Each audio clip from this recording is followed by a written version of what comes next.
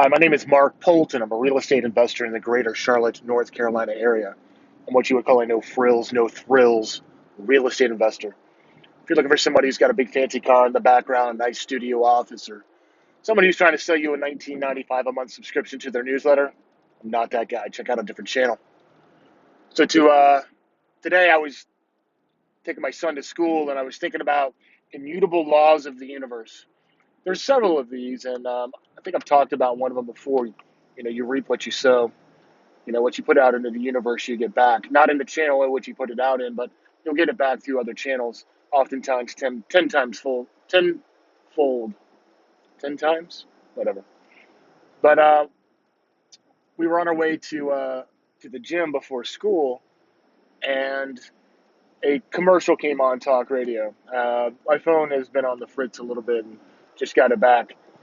And it was advertising flips without having to use any of your money. You can use other people's money to fund them all, and then you can make $1 billion. And I remember hearing these before in 2005 and 2006. I remember hearing similar things in 98, 99. And all of these preceded big, huge changes in our financial stability, I guess, for lack of a better term. And so I felt it was a good lesson time for him to talk about immutable law of the universe number 2. That is, if everybody's doing X, you should probably be doing the opposite of X. So let me kind of explain that a little bit more. And uh, feel free to disagree. I don't really care. So in 98 and 99, the stock market was the thing. We were running up on Y2K, and very, very good time to be an IT guy. Wish I'd saved more of my money and invested, but I didn't do that. And everybody was getting into stocks, and there was all these programs for day trading and quit your job and you can day trade at home, and you know and we just tons of advertisements for how to trade stocks during the day and quit your job.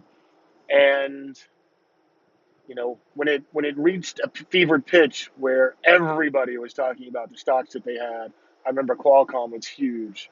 Um, Qualcomm was very huge back then.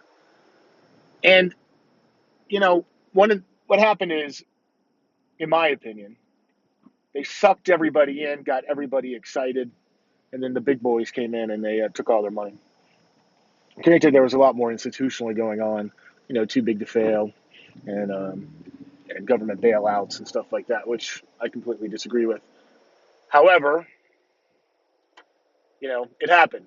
But everybody, I mean, they were advertising, trying to get everybody to day trade and to do stocks. And uh, so same thing happened in 05, 06, even into 07. Come learn my 12-step program on how to flip houses with not using your money, and Joe Blow down the street and Chase Bank will actually fund it, and all that. And when that got to a pretty fevered pitch, sorry, I haven't my mount's having some problems.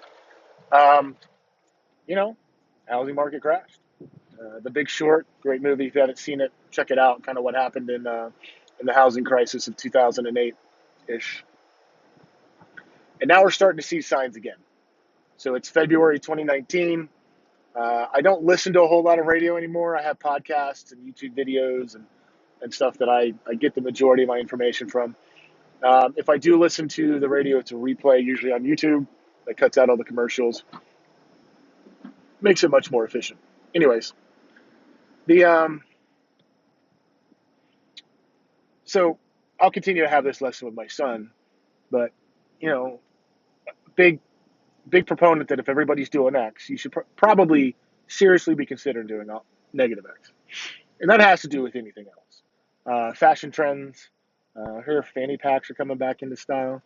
Uh, there's no excuse for anybody to ever wear a fanny pack anymore. They were huge when I was growing up, and they need to stay dead. They don't need to be coming back.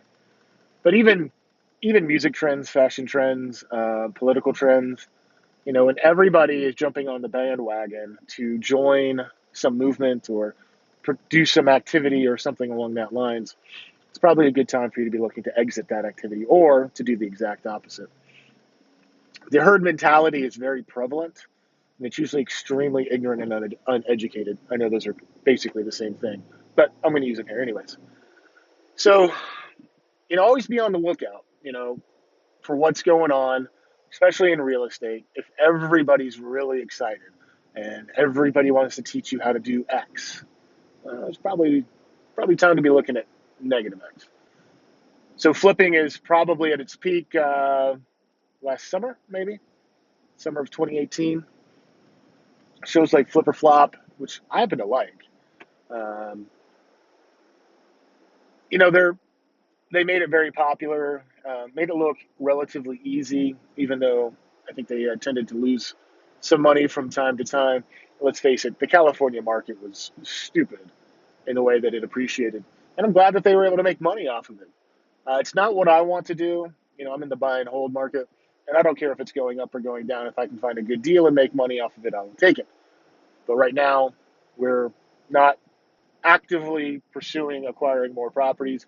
If one comes by, we'll definitely grab a hold of it. However, we're not. There goes that mount again.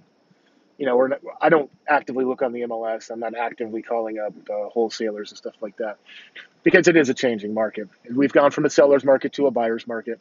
You can see there's, the time on market is increasing. The amount of price reductions are increasing. Appreciation is probably not happening, or it's happening at a much slower pace. We don't invest for appreciation anyways. So we're paying off debt.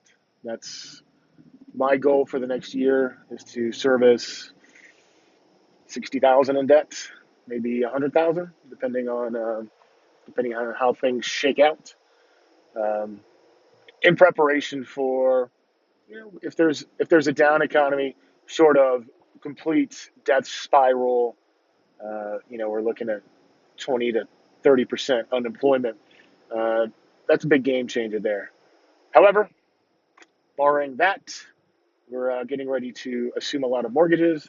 We're getting ready to um, hopefully be able to purchase large portfolios of people who need money quickly, and that would instant put us into retirement.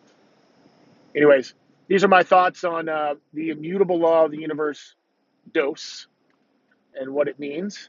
What are your thoughts? Leave them in the comments section below, and let me know how you feel about my immutable law of the universe too. And I hope you go out there and live the "you won't stop me" lifestyle. I can tell you this: you're not gonna stop me. I don't care, man. Government can come take it all away. Just do it all again. It's not that big of a deal.